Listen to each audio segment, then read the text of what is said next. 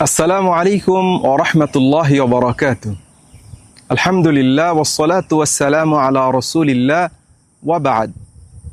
সুপ্রিয় দর্শক মণ্ডলী, মুহররম মাসের আশুরা এলেই দুইটি বিষয় আমাদেরকে স্মরণ করিয়ে দেয় এবং এ দুটি বিষয় সহিহ সুন্নাহ দ্বারা প্রমাণিত। একটি ইসলাম পূর্ববর্তী, আরেকটি ইসলাম পরবর্তী। ইসলাম পূর্ববর্তী বিষয়টি হযরত মূসা আলাইহিস সালাতু ওয়াস সালামের সঙ্গে সম্পৃক্ত। আল্লাহ রাব্বুল আলামিন তার প্রিয় নবী এবং রাসূলকে চিরশত্রু ফিরআউনের কবল থেকে মুক্তি দিয়েছিলেন এবং তার চরম শত্রুকে পানিতে নিমজ্জিত করেছিলেন। এটি শিক্ষা হলো, যদি কেউ সততার উপরে এবং সত্যের উপরে দৃঢ় থাকে, আল্লাহ রাব্বুল আলামিন কোনো না কোনোভাবেই তাকে মুক্তির ব্যবস্থা করে দেন।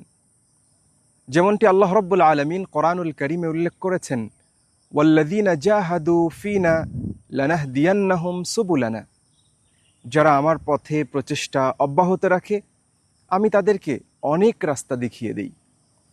হযরত মূসা আলাইহিস সালাতু ওয়াস সালাম সততা, নিষ্ঠা, একত্ববাদের উপরে প্রতিষ্ঠিত থাকার কারণে আল্লাহ রাব্বুল আলামিন একটা পর্যায়ে তাকে অভাবনীয় মুক্তির ব্যবস্থা করে দিয়েছেন। ইসলাম পরবর্তী যে বিষয়, এটি হৃদয় বিদারক।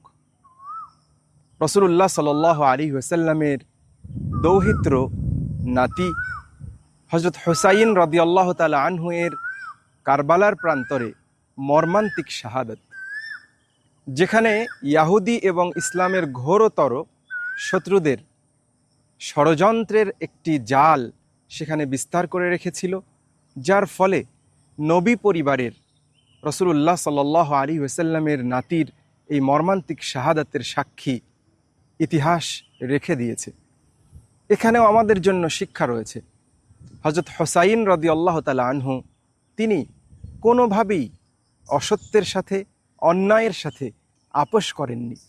সততার উপরে দৃঢ় থেকেছেন এবং মিথ্যার সঙ্গে আপোষ না করে একাই যুদ্ধ প্রস্তুতি ছাড়াই শেষ পর্যন্ত আক্রমণকে প্রতিহত করার মানুষে তিনি লড়ে গেছেন। এটিও আমাদেরকে শিক্ষা দেয়, যদি কেউ সততা এবং নিষ্ঠার উপরে দৃঢ় থাকে, তাহলে নিঃসন্দেহে আল্লাহ রাব্বুল আলামিনের পক্ষ থেকে মর্যাদা এবং শাহাদাত পাওয়া যায়। অতএব এই দুইটি ঘটনাকে আমরা আমাদের ব্যক্তি জীবনে শিক্ষার অংশ হিসেবে গ্রহণ করতে পারি। আল্লাহ রাব্বুল আলামিন আমাদেরকে তৌফিক দান করেন। আমিন। আসসালামু আলাইকুম ওয়া রাহমাতুল্লাহি ওয়া বারাকাতুহু।